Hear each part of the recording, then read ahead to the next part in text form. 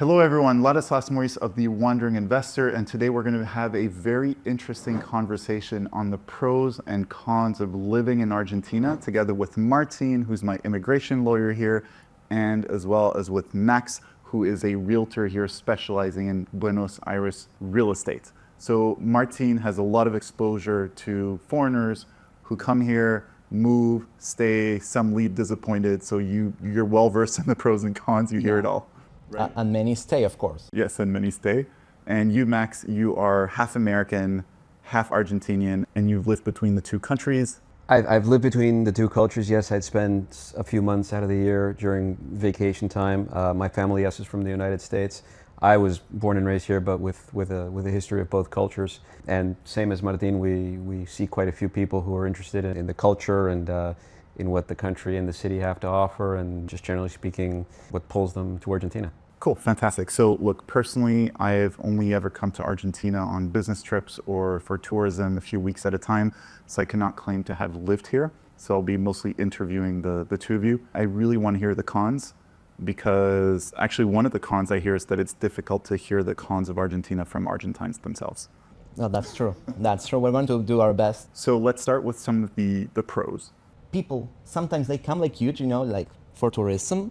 And I have so many clients that they call me and, you know what, I've been staying here for 89 days. My tourist visa is about to expire. I want to stay for good. And I'm like, really? Yeah, but you need this and this other paper. And no, but we love it here. So there's a misconception maybe with Argentina. People think it's just another Latin American country, but then they come here and see a city full of nightlife, full of life, a walkable city, a safe city, pretty much like Madrid or Paris. Its own unique energy, and people, I think that's why people fall in love the most. It's like this vibe that we have, this energy. I think that's the icing on the cake of Buenos Aires and Argentina. Yeah, definitely. Yeah, I would agree with Martin, probably word for word. What we've done actually is we've charted reasons why people come here.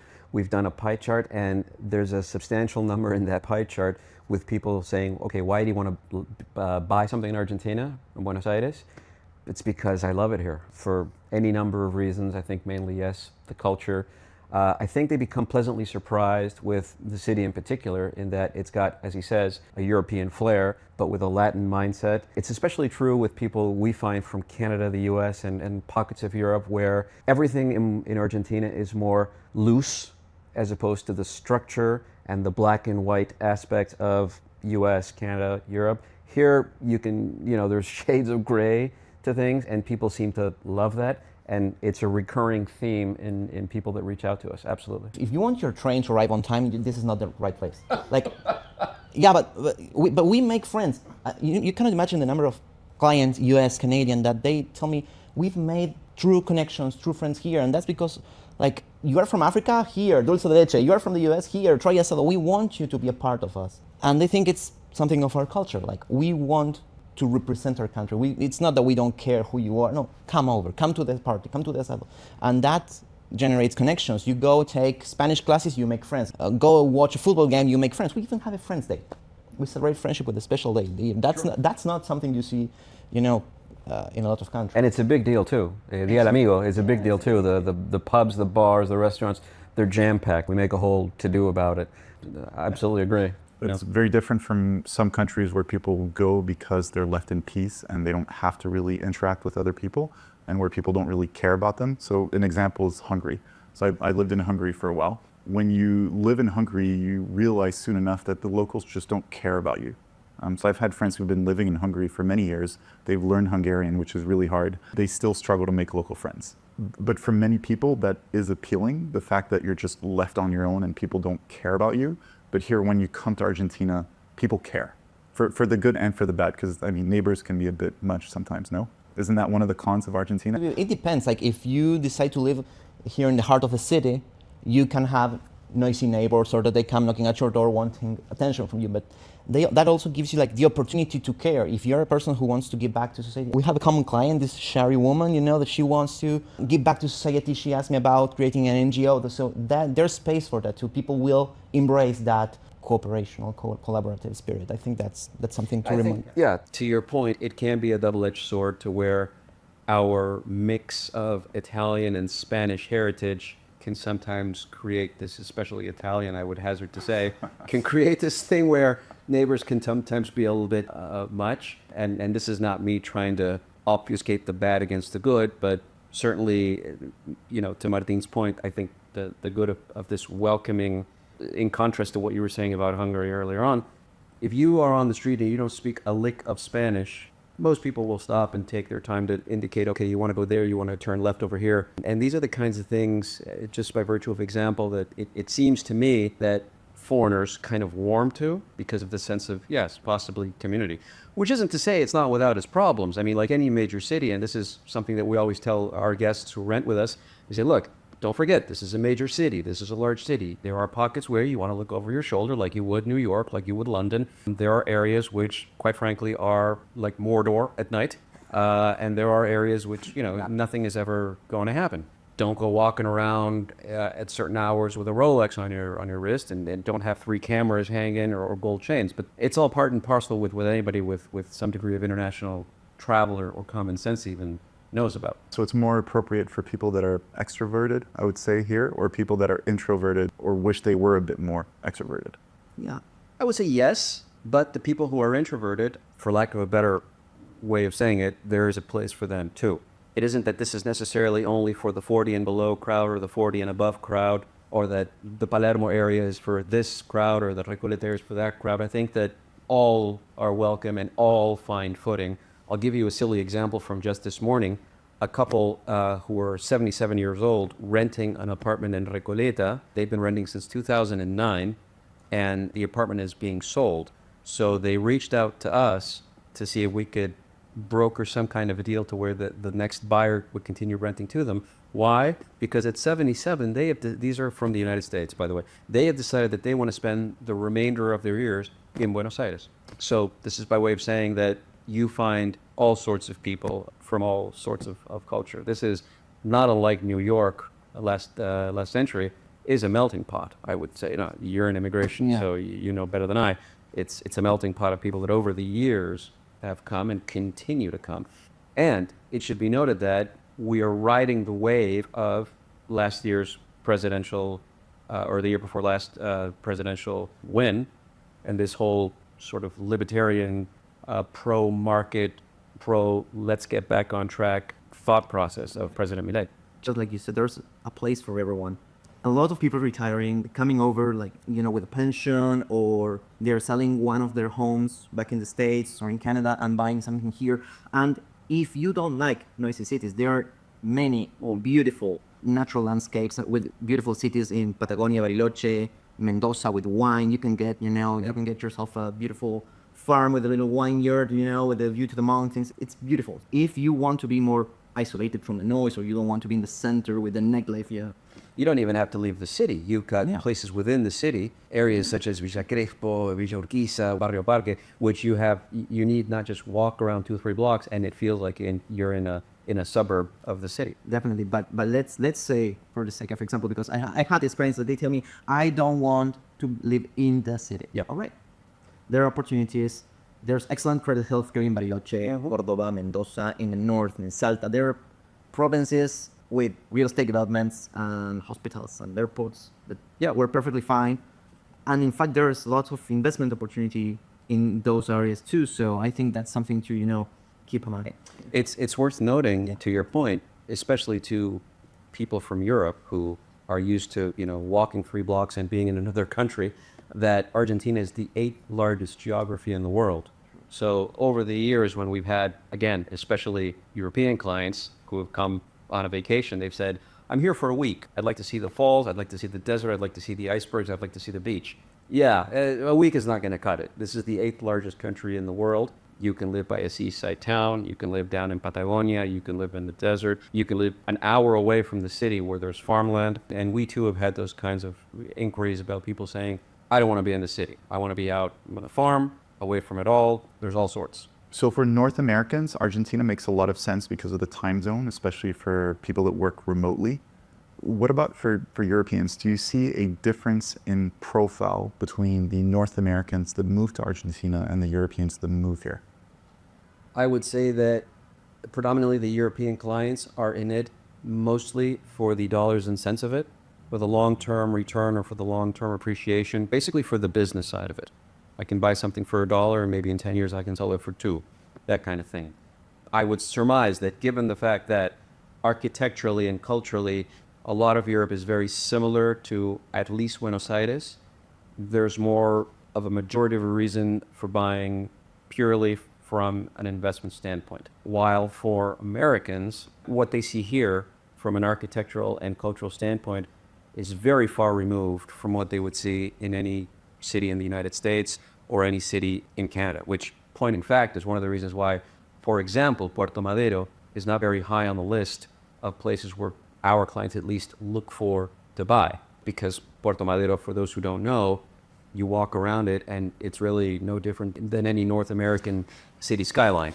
It's modern and it's sleek and it's just a project that was completely overhauled. Mind you, it's beautiful, but it to a degree is devoid of the soul that Buenos Aires as an old city has. I feel that, you know, what he was saying is very interesting because of this European American way of seeing property, but not all of my clients come here to buy, or, you know, some of them just they want to feel the vibe of Argentina. They want to hop from one Airbnb to the other first. It's understandable.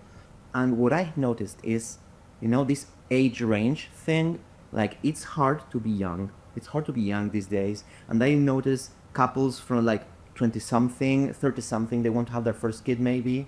And they choose Argentina. We have excellent healthcare. There's some degree of birth tourism too. People want to stay. People want to have, you know, access to permanent residency, to the passport.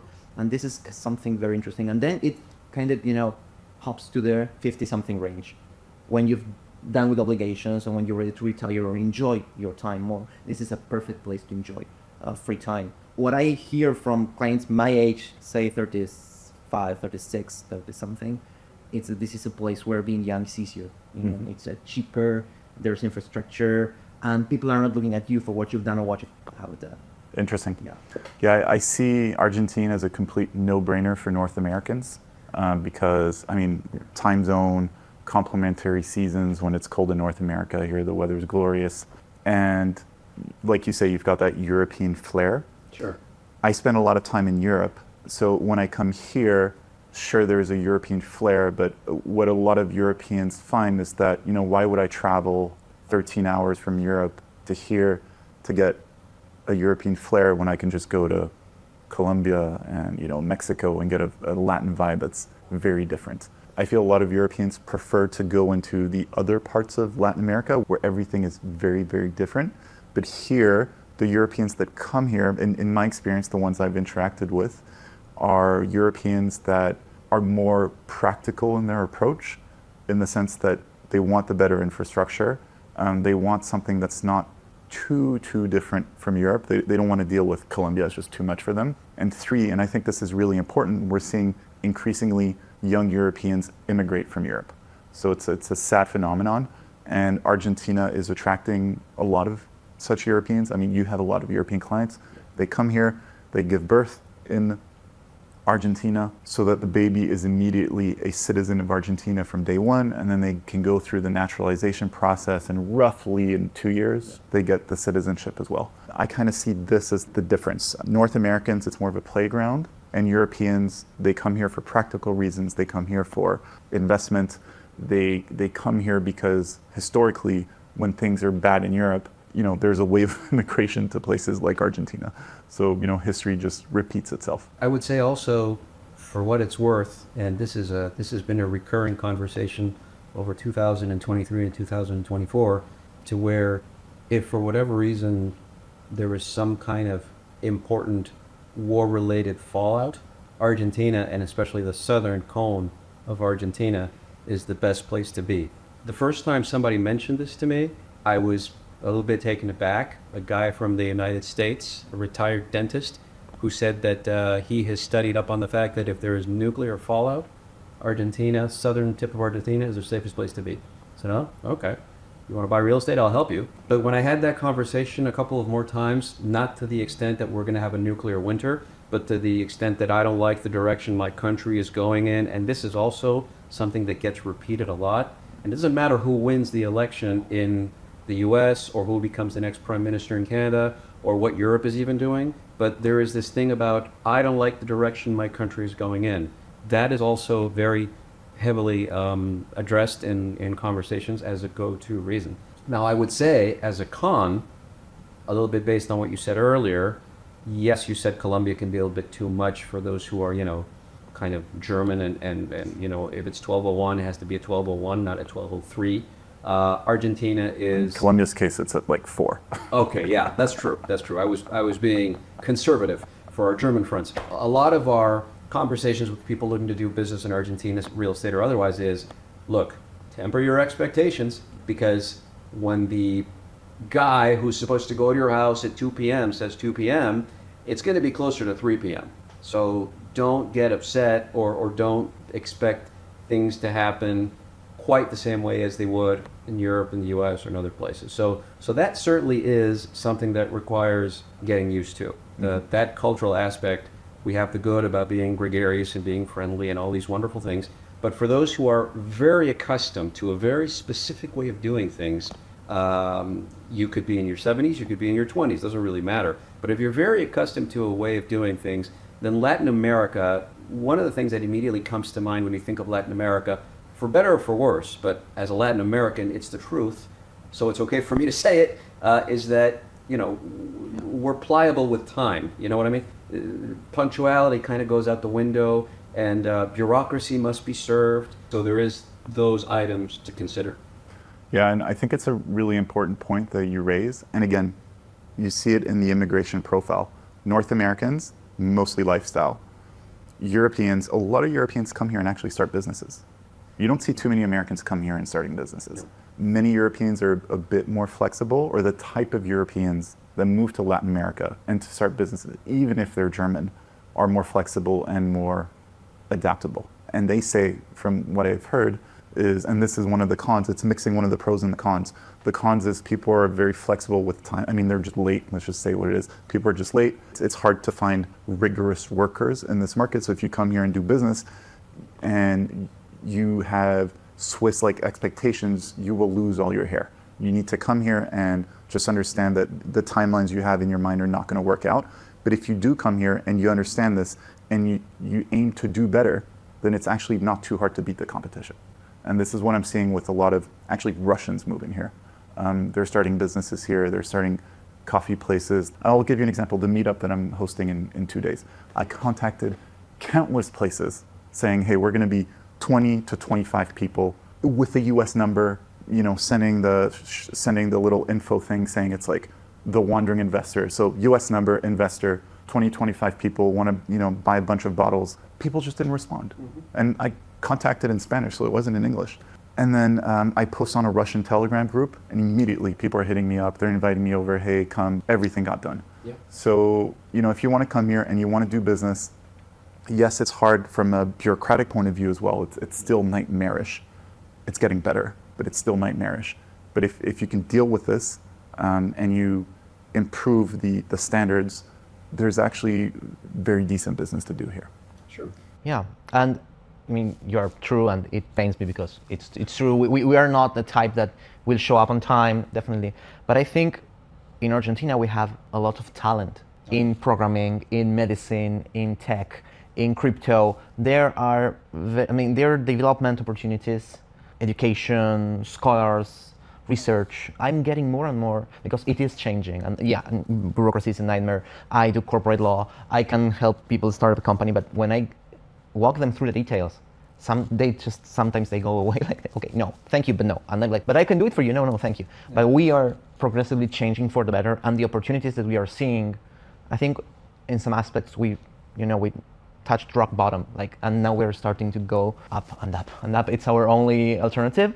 And I'm starting to see this with clients that they want to start a sports bar or they want to buy a vineyard and export it back to the States. And it's like, I know that Argentina will be the right place for business in the next 10 years. It's a 10-year bet, like your European clients buying you for 10 years from now plans. I'm starting to see lots of people, young people, 36, 38, 40, bring money because it's a 10-year thing. They come here, they get their passports, they have their kids, they have a strong B plan, and then maybe they will fly away, but they will always be able to come back here, and that's, they will have to suffer through the bureaucracy, but they know the end goal at the end. You know, it's more rewarding. Yeah, and this is one of the advantages. Again, one of the pros of living in Argentina is when you move here and you go through the proper immigration process with Martin, for example, then you become a citizen. Like it will happen, and then you're not just some foreigner doing business. You are a citizen. You have the same rights as citizens. Your children will be citizens. Your grandchildren will be citizens,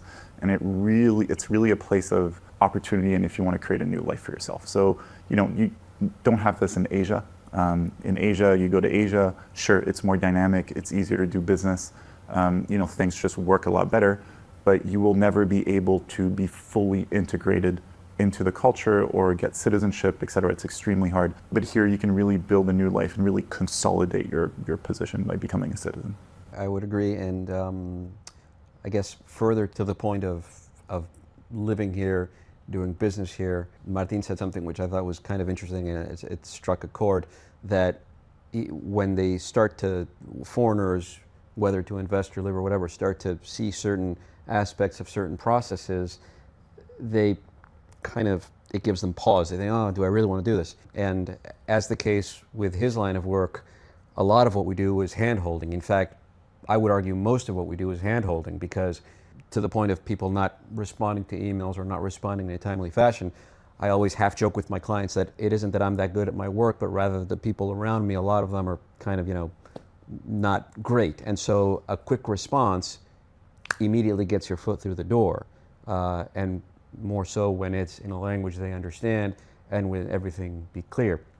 Pertaining to real estate, as with any place in the world, there is a process which is followed, and the process, as anybody with some semblance of international travel knows, is different in Argentina, as it is in Croatia, as it is in the United States. And so we explain that process, and we explain what it is that people need to do in very comprehensive fashion. It's not that we're just going to help find the real estate. We're going to help you understand why they're asking for that amount, why they won't accept below that amount, why you may or may not offend them if you lowball with an offer.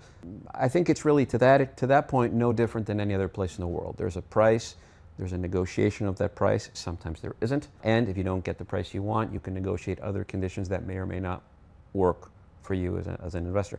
But there is a process, and depending on what you do and what you want it for and your timeline, that process can vary a little bit. So it's important that people go in understanding. That's why we bombard them with information so they know exactly what to expect, and obviously open to any questions they have after that.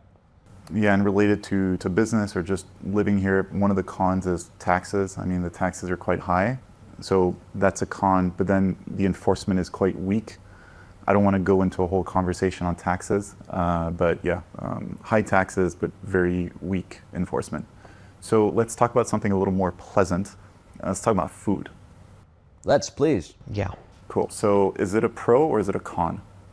Food is never a con, and I'll welcome anyone who says otherwise to come to my office and discuss that. Prove me wrong. It's well known that we are renowned for our beef and all that kind of wonderful stuff, but Argentina is a worldwide producer of produce, vegetables, and fruits. I think that if you're not a meat eater, you still have a lot of choice. I can't speak to the quality when you compare it to other places in the world, but there's an ample variety of Oriental food, of Western cuisine, European cuisine. I don't know, Martin? Yeah. Because I see it as a... yeah. May I jump and then you can counter what I'm saying? Because you're more experienced. Sure. Look, the meat is delicious. The ice cream is amazing. The wine is sublime. Anything else I find very disappointing. And that's coming from Europe. Coming from America, I think it's good. It's much better than America. But coming from Europe, I feel that generally speaking, food, apart from these three categories, is a massive downgrade.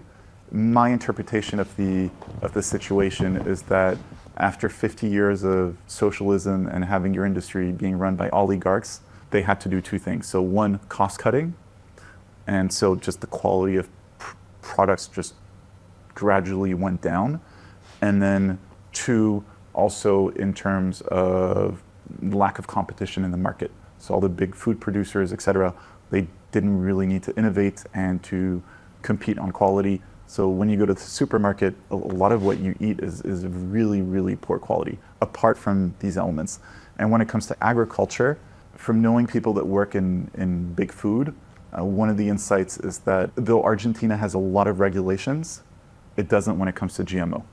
So a lot of the vegetables, fruits, etc., from a taste point of view, though better than America, I find inferior to Europe. So I would say that if you're North American and you come here, you'll love it. You'll say the food is amazing.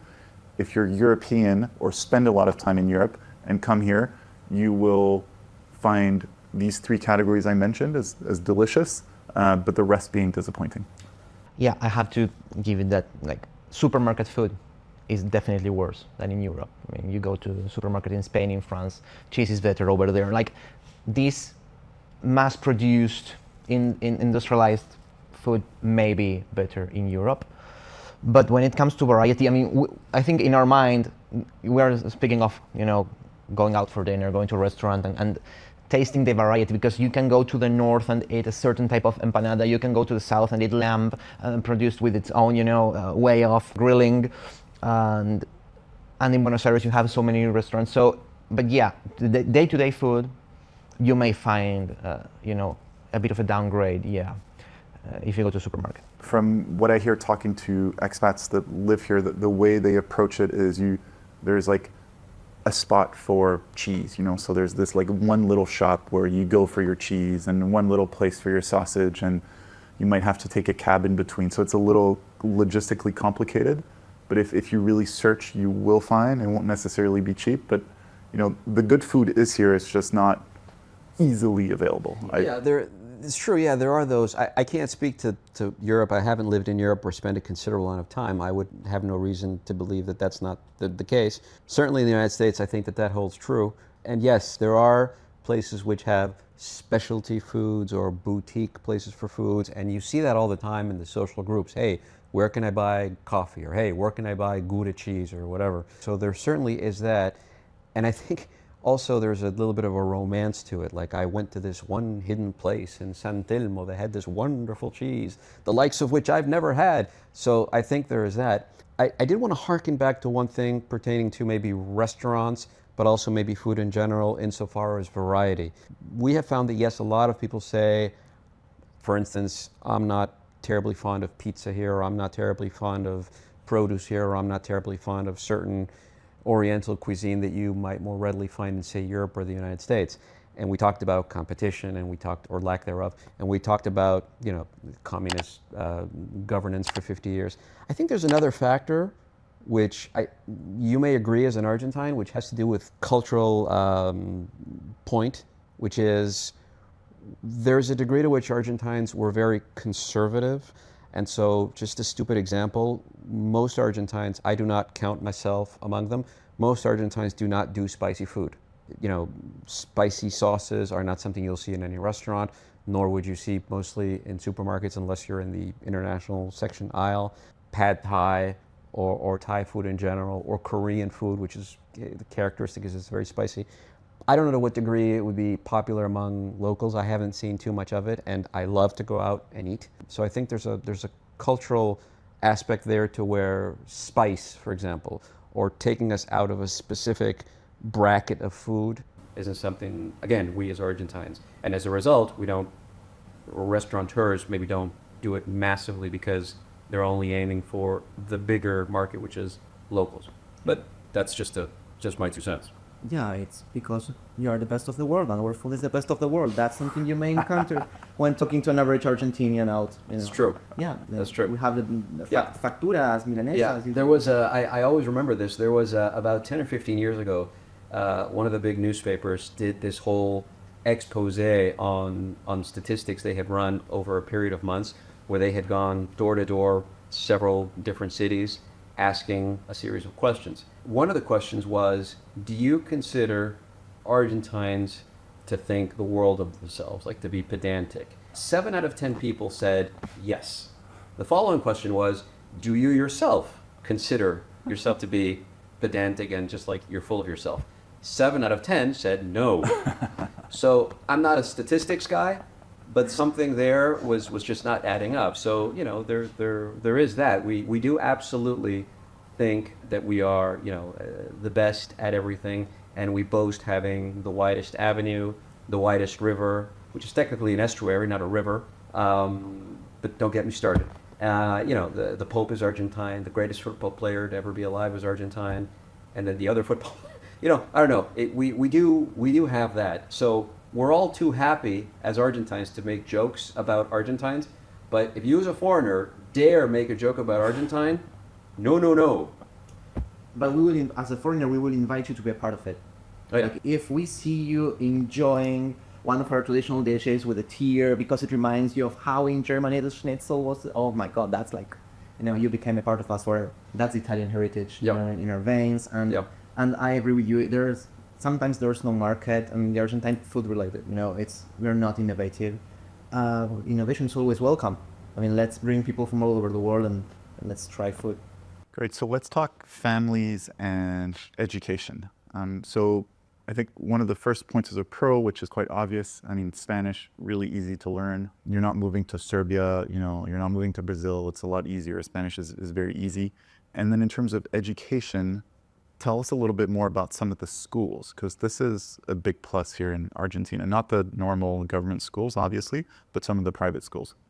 Well, first of all, you need to know that you can plan long term here. You have good kindergartens, you have primary high schools, and then you have good universities. So if you want to think like really long term and not think of a super expensive tuition fee for an American university, you can do it. There are excellent private universities and public universities here that cost nothing or almost nothing.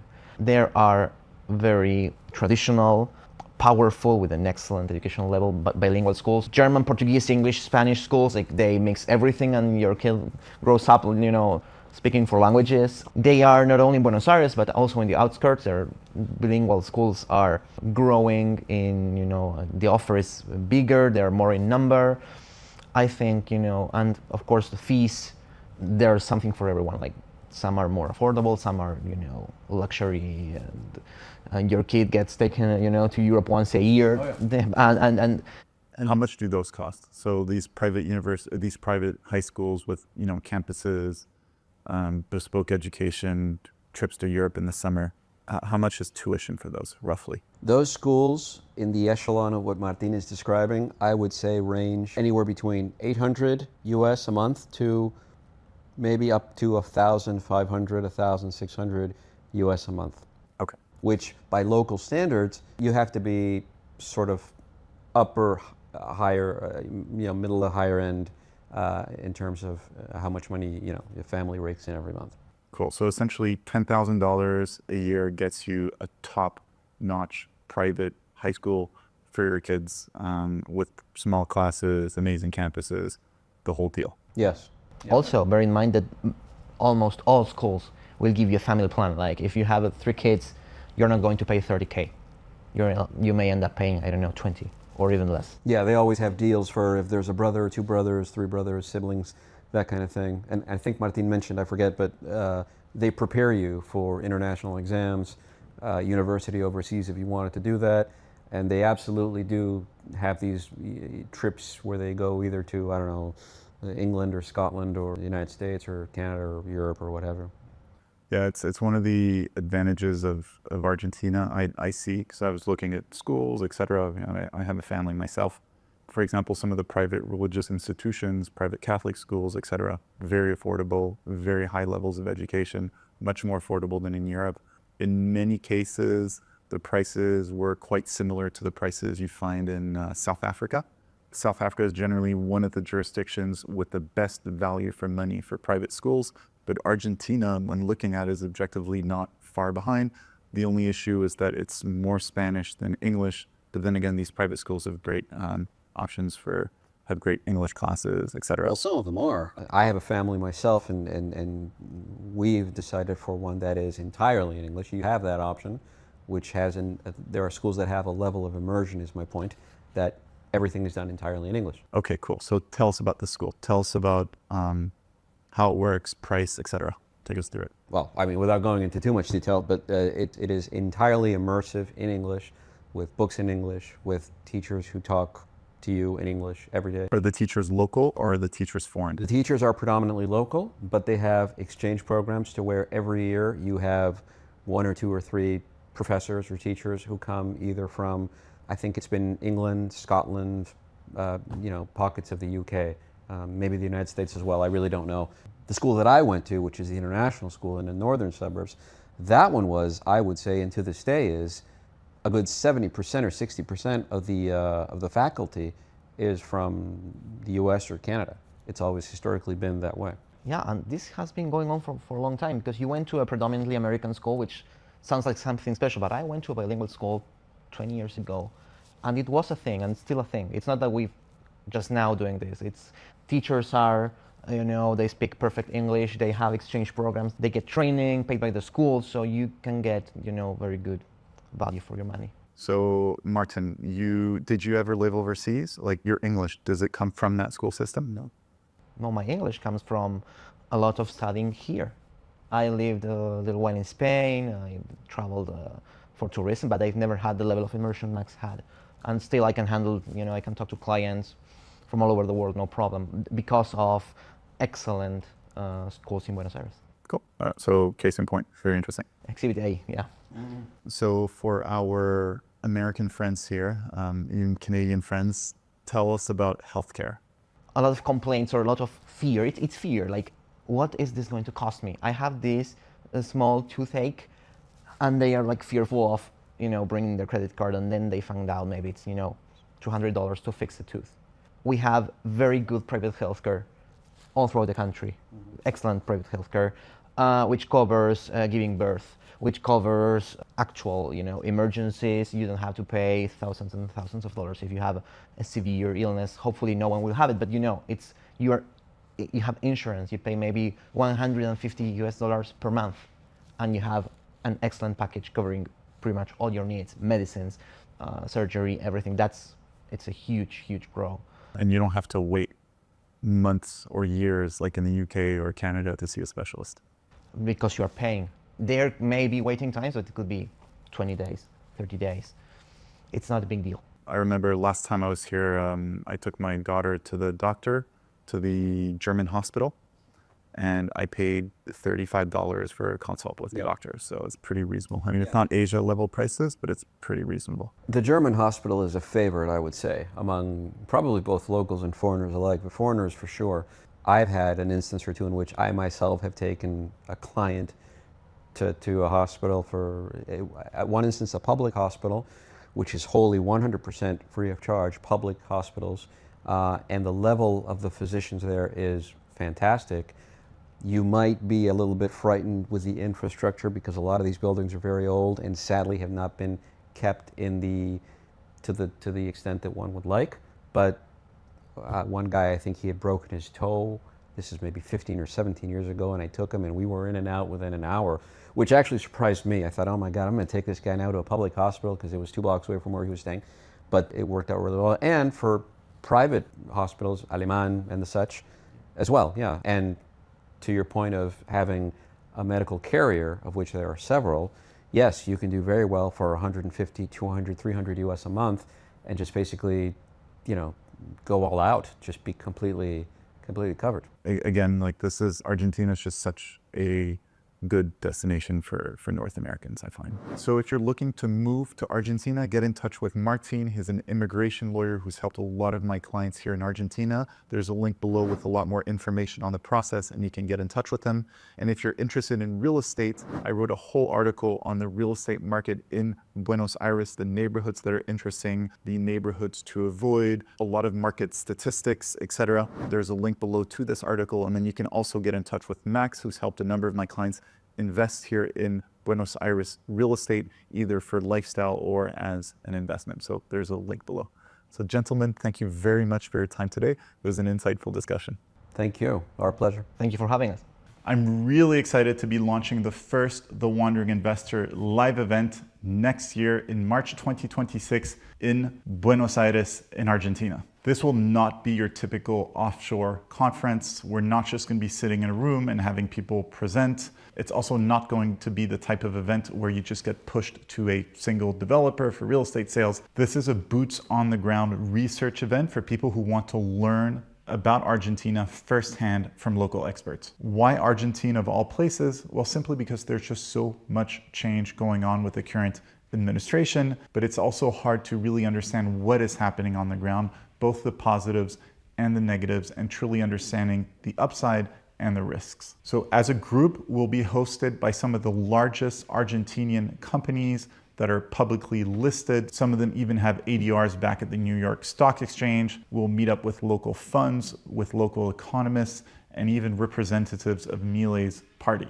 So really, the idea is to get a clear picture of what's happening on the ground in Argentina from the local big players and policymakers. We'll also spend time looking at the real estate market. So we'll go into the intricacies of how the real estate market operates, and then we'll see a curated array of properties ranging from newer properties to beautiful secondary market historical properties that are typical of Buenos Aires and Argentina. And this being the Wandering Investor event, we'll also have fun. So every night, really nice dinners and then open bar afterwards. So who is this event right for? 1, people who just want to learn about Argentina. 2, people that are interested in Argentina to either move there or to have as a plan B. 3, people who want to invest in Argentina, whether it be in equities, investment funds, or real estate. So that could be as a retail investor or also fund managers or family office types. Number 5, people who want to meet like-minded individuals, network with them, and have a good time.